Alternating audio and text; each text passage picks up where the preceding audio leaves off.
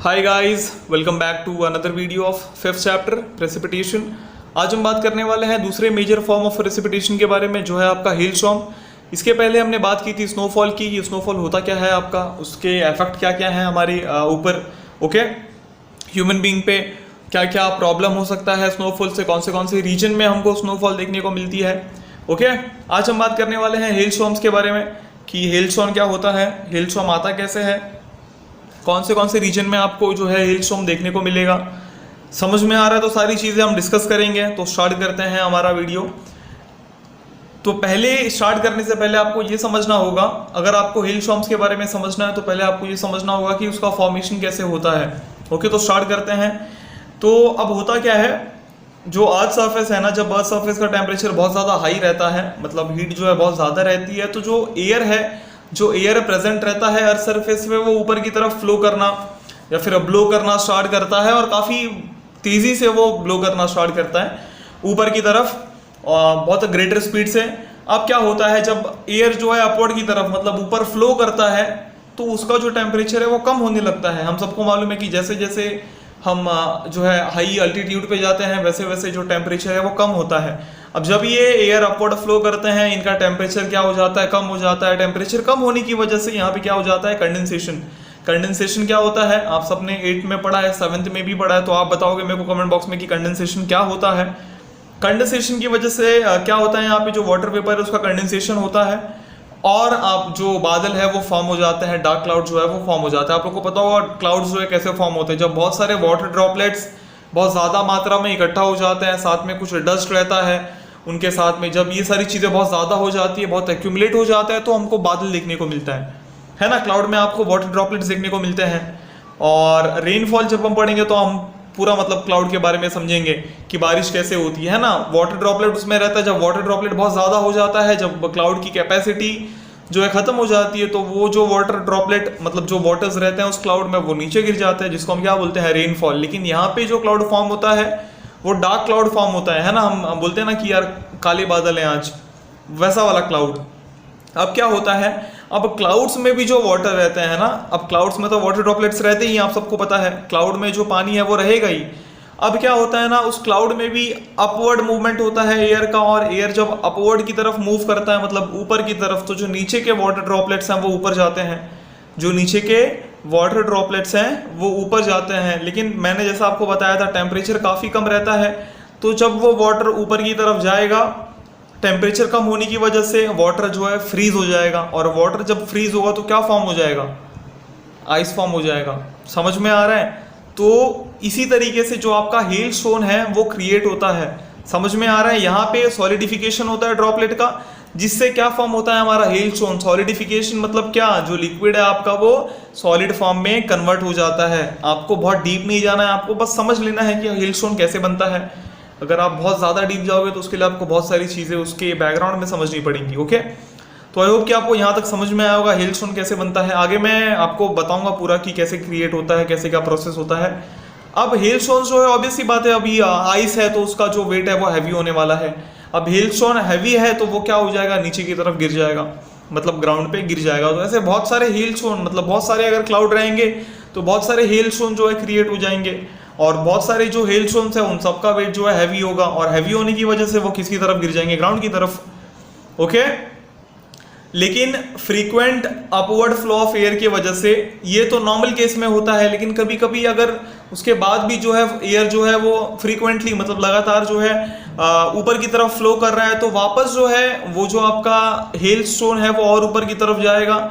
तो जो भी मतलब वहां पे आप एकदम ऊपर की तरफ अगर आप जाओगे एकदम क्लाउड के, तो वहां पे आपको स्नो के फॉर्म में बहुत सारी चीजें मिलेंगी। तो वहां पे ना आपको एक स्नो का लेयर मिलेगा, जो स्नो का लेयर क्या करेगा, हेल को इनकैप्सुलेट कर देगा। इनकैप्सुलेट का मतलब कि वो जो हेल स्टोन होगा उसको पूरे तरीके से कवर कर देगा, ढक लेगा। समझ में आ रहा है। जो स्नो है उस हेल स्टोन को पूरे तरीके से स्नो से कवर कर देगा। इनकैप्सुलेट्स का मतलब कि उसको पूरा कवर कर देना, अपने अंदर एनक्लोज कर लेना। और ये बहुत कम बार होता है, हर बार नहीं होता है। जब अपवर्ड एयर का फ्लो बहुत ज़्यादा है तभी होता है।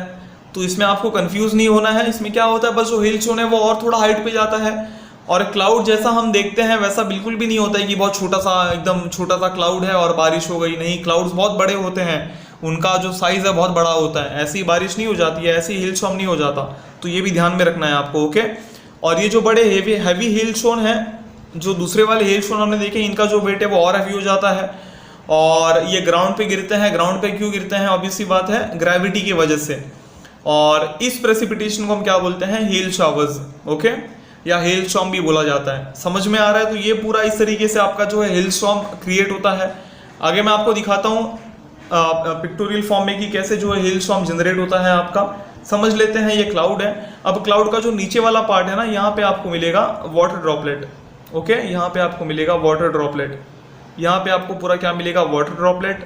यहाँ पे टेम्परेचर, यहाँ पे जो इसके ऊपर वाला पार्ट है, यहाँ पे टेम्परेचर बहुत कम रहेगा। यहाँ पे टेम्परेचर बहुत कम होने की वजह से यहाँ पे स्नो का फॉर्मेशन हो जाएगा। इमेजिन कर लो, ये स्नो जैसे तो बिल्कुल भी दिख नहीं रहा है, लेकिन इमेजिन कर लो कि यहाँ पे टेम्परेचर बहुत कम है, ओके।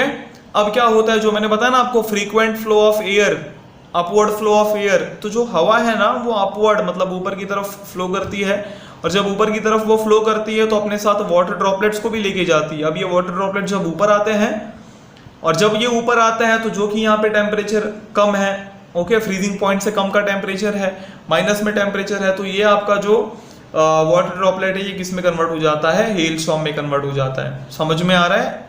इस तरीके से आपका जो है हेल स्टॉर्म जनरेट होता है, और ये ज़्यादातर डार्क क्लाउड्स में देखे जाते हैं। और बाद में जब इसका वेट बहुत हैवी हो जाता है, अब हेल स्टॉर्म में यार वाटर था पहले तो मतलब वाटर के फॉर्म में था, लिक्विड के फॉर्म में था, वेट उतना नहीं था, लेकिन टेम्परेचर जब फ्रीजिंग पॉइंट में गया तो वो उसका सॉलिडिफिकेशन हो गया, वो अब एक सॉलिड के फॉर्म में हो गया। और सॉलिड का वेट तो होता ही है, वेट की वजह से क्या हो जाएगा? इस पर ग्रेविटी एक्ट करेगी, और ग्रेविटी की वजह से ये कहाँ आ जाएगा? अपना जमीन पे नीचे।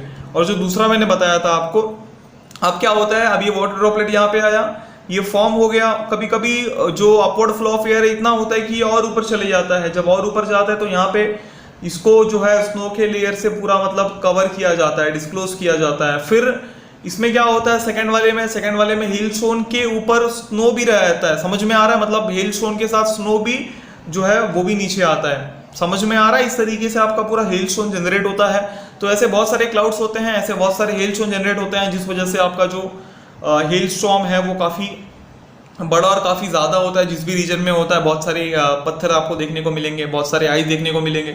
तो इस तरीके से पूरा आपका जो है हेल स्टॉर्म का जो हेल स्टोन है वो जनरेट होते हैं, और पूरा जो हमारा हेल स्टॉर्म है वो जनरेट होता है, ओके। अब इन हेल्स की वजह से क्या होता है, बहुत सारे क्रॉप्स ऑब्वियस सी बात है डिस्ट्रॉय हो जाते हैं, बहुत सारे खेतों खलिहानों को तबाह कर देते हैं, किसी किसी की जान भी चली जाती है ना। अब इतने बड़े बड़े आइस रहते हैं, किसी के सिर पे गिर गए लगातार 2-3, किसी के बॉडी पे गिर गया तो वो तो मर जाएगा, प्रॉपर्टी का भी नुकसान होने वाला है। तो काफ़ी नुकसानदायक होता है ये। हमारे इंडिया में बहुत ज़्यादा नहीं है, इस वजह से हमको मालूम नहीं है, लेकिन ऑस्ट्रेलिया वगैरह जैसे कॉन्टिनेंट या देश में, वहाँ पे हेल स्टॉर्म जो है फ्रिक्वेंटली मतलब काफ़ी बार आते रहते हैं। और वहाँ पे जब नुकसान होता है, एक रिसेंट डेटा आई थी, वहाँ पे जो नुकसान हुआ था कुछ $352 मिलियन के आसपास का नुकसान हुआ था। आप इमेजिन कर सकते हो, $352 मिलियन, समझ में आ रहा है? रुपीज़ भी नहीं, डॉलर। तो आप कैलकुलेट कर लेना कितना हो जाएगा वो रुपीज़ में। तो काफ़ी नुकसानदायक है। हेल्स जो है वो इंडिया में गर्मी के मौसम में कभी कभी देखने को मिलते हैं। गर्मी इन द सेंस की मतलब बारिश के जस्ट पहले, या कभी कभी बारिश के हल्का बाद भी देखने को मिलता है। अफ्रीका में भी गर्मी में कभी कभी देखने को मिलेगा। उसके बाद some part of South East Asia के कुछ पार्ट में आपको देखने को मिलेगा। और हमारा जो है भारत का टेम्परेचर या क्लाइमेट बहुत अलग है, कभी भी कुछ भी होता है। अभी हाल ही में कुछ दिन पहले यूपी वगैरह में बारिश स्टार्ट हो गई थी, तो कुछ बोल नहीं सकते हैं, ओके। लेकिन हेल जो है वो नॉर्मली समर के टाइम होता है। और जो हेल स्टॉर्म है वो इक्वेटोरियल एरियाज के आसपास नहीं होता है। इक्वेटोरियल मतलब इक्वेटर के आसपास वाला जितना भी रीजन है, 0 डिग्री के आसपास वाला जितना भी रीजन है। क्यों? क्योंकि वहाँ पे जो हीट है वो एटमॉस्फेयर में काफ़ी ज़्यादा है। समझ में आ रहा है? अब वहाँ पे हवा में ही हीट है, तो कहाँ से क्या होने वाला है। लेकिन हमने जो देखा था, अर्थ सरफेस पे हीट था उस समय, मतलब उस ज़मीन पे, उस कॉन्टिनेंट पे हीट था, ओके। तो इस वजह से जो है आपको जो हेल मिलेंगे वो इक्वेटोरियल एरियाज पे नहीं मिलेंगे। और जो कोल्ड जोन्स हैं, मतलब जो एकदम ठंडे इलाके हैं, जो बहुत एकदम कोल्डेस्ट कंट्रीज है हमारी, वहाँ पे भी नहीं मिलेंगे। वहाँ पे टेम्परेचर कम है, इसका मतलब ये नहीं कि वहाँ पे हिल स्टॉर्म मिलेगा, वहाँ पे स्नोफॉल होगा। वहाँ पे क्यों नहीं होगा? क्योंकि वहाँ पे अपवर्ड फ्लो नहीं हो रहा है। अपवर्ड फ्लो कब होता है? जब टेम्परेचर ज़्यादा रहेगा ज़मीन का, लैंड का, लेकिन वहाँ पे टेम्परेचर कम है। तो ना अपवर्ड फ्लो होगा ना हिल स्टॉर्म होगा। ओके, तो आई होप कि आपको पूरा समझ में आया होगा, कुछ कॉम्प्लिकेटेड नहीं है इतना। आपको बस बेसिक जानकारी रखनी है, हिल स्टॉर्म कैसे फॉर्म होता है, क्या क्या नुकसान है उससे। तो पॉइंट वाइज हमने सारा जो है डिस्कस कर लिया। तो आज के लिए बस इतना ही, मिलेंगे नेक्स्ट वीडियो में रेनफॉल के साथ। तो ये वीडियो ध्यान से देखो, कुछ डाउट है कमेंट बॉक्स में कमेंट करो। Okay guys, till then stay home, stay safe, thank you.